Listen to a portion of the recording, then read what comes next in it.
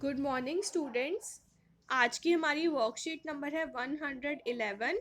ये second class की English की वर्कशीट है और आज की डेट है 11 नवंबर।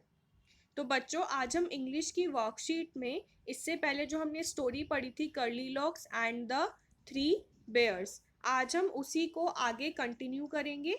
अगर आपने इससे पहले वाली ये वीडियो नहीं देखी है जिसमें मैंने ये स्टोरी पढ़ाई थी, तो मैं नीचे डिस्क्रिप्शन में इसका लिंक दे दूंगी, आप वहाँ जाके देख लेना। बच्चों, ये आपकी मैरीगोल्ड की जो बुक है, इंग्लिश की बुक, ये उसका चैप्टर है। तो आपको ये स्टोरी ज़रूर पढ़नी है, ये आपके लिए इम्पॉर्टेंट है। तो अगर आपने नहीं पढ़ी है तो आप इसको प्लीज़ पढ़ लेना।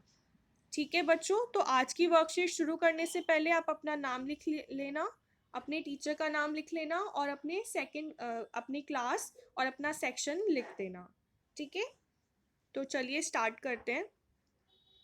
Hello children, we know that Curly Locks had gone into the forest. बच्चों, हम जानते हैं कि कर्ली लॉक्स जो है वो फॉरेस्ट में गई थी and entered an empty cottage, और वहाँ वो एक खाली कॉटेज में उसने एंटर किया था। Let's read her story. आइए उसकी स्टोरी पढ़ते हैं। अब क्या है, यहाँ पर कर्ली लॉक्स अपनी स्टोरी खुद सुना रही है। हमने जो स्टोरी पढ़ी थी उसके अंदर कहानी कोई और सुना रहा था, या हम इस तरीके से पढ़ रहे थे कि कर्ली लॉक्स जंगल में गई, वहाँ उसने देखा, वहाँ उसे ये मिला, वहाँ उसको वो मिला। इस तरीके से हमने स्टोरी पढ़ी थी। लेकिन यहाँ पर जो कर्ली लॉक्स है वो अपने बारे में खुद बताएगी। तो आइए हम उसको रीड करते हैं। I went inside the cottage and saw three bowls of porridge on the table. अब यहाँ पे कर्ली लॉक्स बोल रही है कि मैं कॉटेज में गई और वहाँ मैंने 3 बाउल्स देखे जिनमें पॉरेज यानी कि दलिया रखा हुआ था। I was very hungry. अब वो कह रही है कि I was very hungry. I was very hungry का मतलब है कि मुझे भूख लग रही थी। यहाँ पर बच्चों क्या आया है, वॉज आया है। इससे पहले हमने एम के बारे में पढ़ा था। तो एम हम तब लगाते हैं जब हम अभी की बात कर रहे हो, और वॉज हम तब लगाते हैं जब हम भूतकाल की या पास्ट टेंस की बात कर रहे हो, वो काम जो हो चुका है। जैसे अगर मैं बोलूँ कि मुझे भूख लग रही है, तो मैं उसको बोलूँगी I am very hungry. I am very hungry. ठीक है, लेकिन कर्ली लॉक्स जो थी उसको भूख लग रही थी, उसे पहले भूख लग रही थी, इसलिए उसने बोला आई वॉज वेरी हंग्री, मतलब मुझे भूख लग रही थी। तो वॉज और एम का अंतर आपको पता चल गया होगा। वॉज हम पास्ट टेंस के लिए यूज करते हैं और एम जो है हम प्रेजेंट टेंस के लिए यूज करते हैं।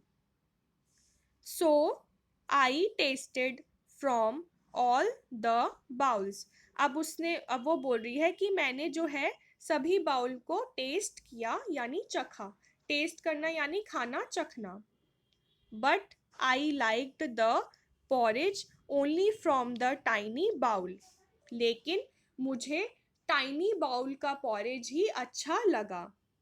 As it was neither hot nor cold, क्योंकि वो ना ही गर्म था ना ही ठंडा था। नीदर और नॉर का इस्तेमाल हम इसी तरह के सेंटेंसेस में करते हैं जब हमें बोलना हो कि पॉरेज ना ही गर्म था ना ही ज़्यादा ठंडा था, तो हम नीदर और नॉर का इस्तेमाल करते हैं।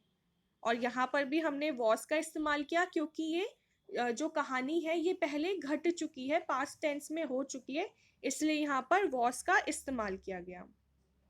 It was just right.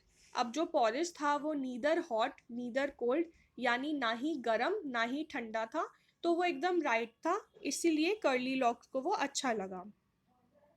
As I was feeling very tired, I thought of taking some rest for a while. A while मतलब थोड़े समय के लिए। अब कर्ली लॉक्स कह रही है कि मैं बहुत थक गई थी, तो मैंने सोचा कि चलो थोड़ा सा रेस्ट किया जाए। I found 3 beds in the bedroom. मैंने देखा कि बेडरूम के अंदर 3 बेड्स हैं।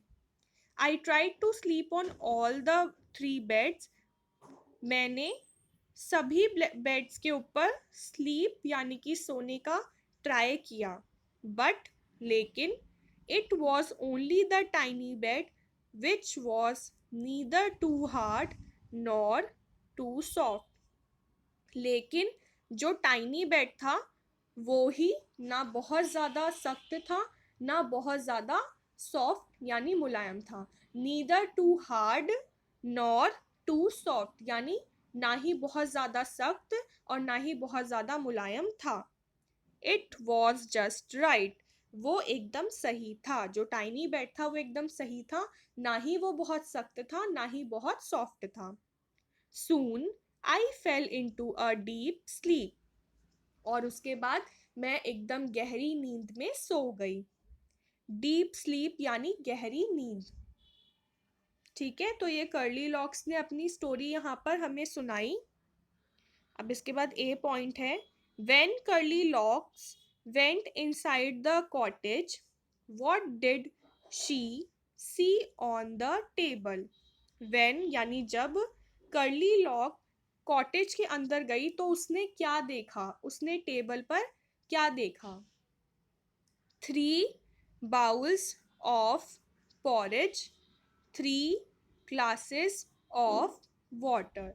अब जब कर्ली लॉक्स कॉटेज के अंदर गई तो उसने सबसे पहले क्या देखा था बच्चों टेबल पर, उसने देखे थे 3 बाउल्स ऑफ पॉरेज। ठीक है, ये वाला गलत है और ये वाला सही है, 3 बाउल्स ऑफ पॉरेज।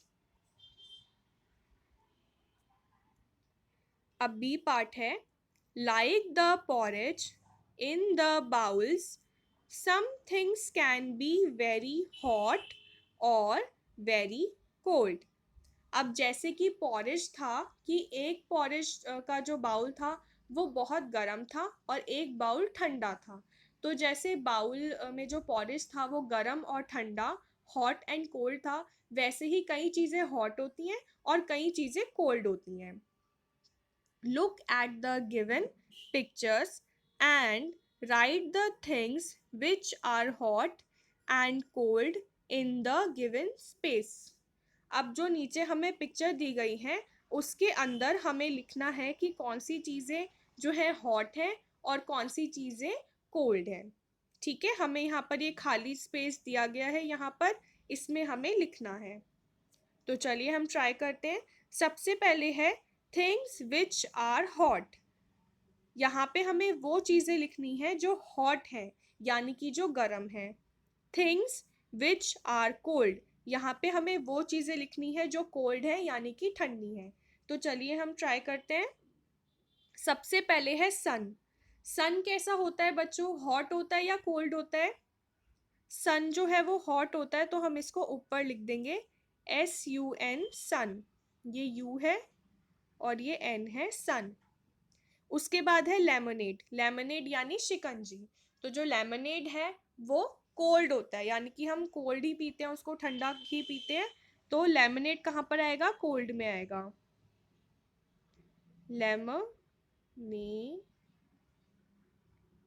लेमनेड। उसके बाद है फायर। अब फायर क्या है, वो कोल्ड होती है या हॉट होती है? तो फायर जो है वो हॉट होती है, तो वो ऊपर आ जाएगा फायर। उसके बाद है आइस क्यूब्स। आइस क्यूब्स क्या होते हैं, कोल्ड होते हैं, तो यहाँ पर आइस क्यूब्स आ जाएगा, आइस क्यूब्स। इसके बाद आइसक्रीम। आइसक्रीम भी कोल्ड होती है, तो यहाँ पर आ जाएगी आइसक्रीम।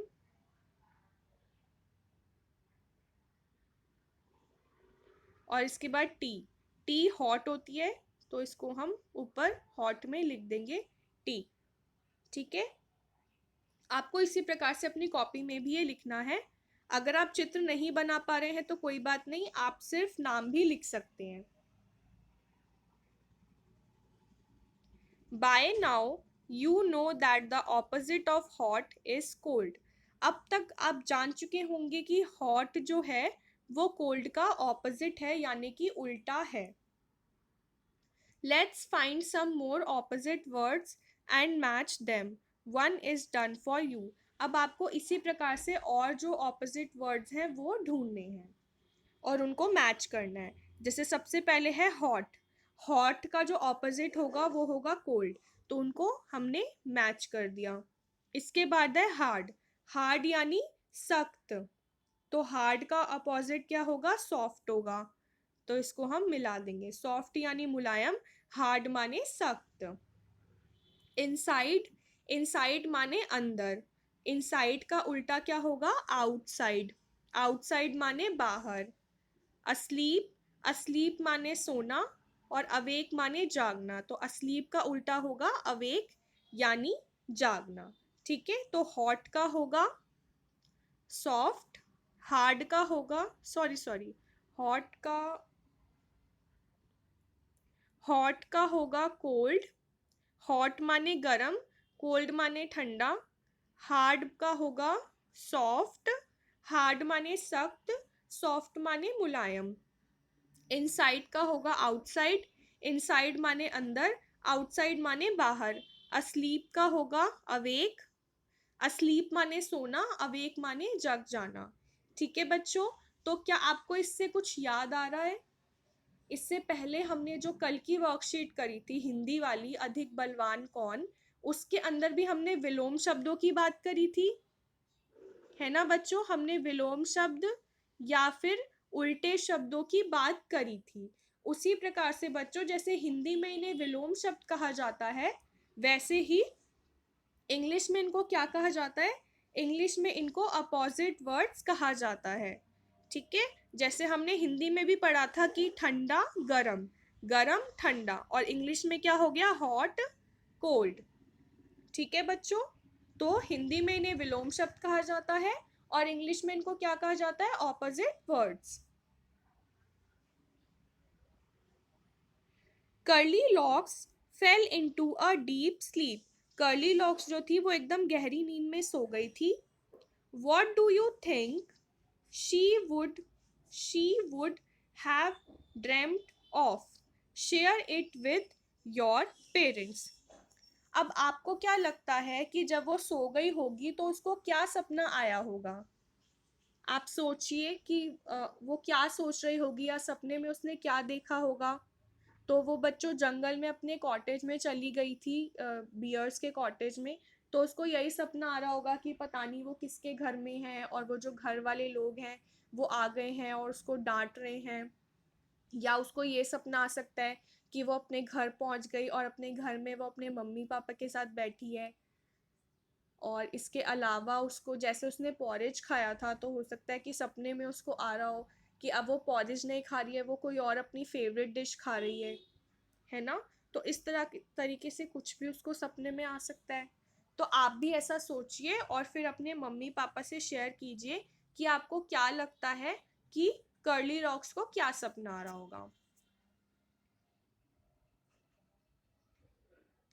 अब तक बच्चों को आपके फ़ोन नंबर याद हो गए होंगे। आज उन्हें इमरजेंसी नंबर याद करने के लिए प्रोत्साहित कीजिए।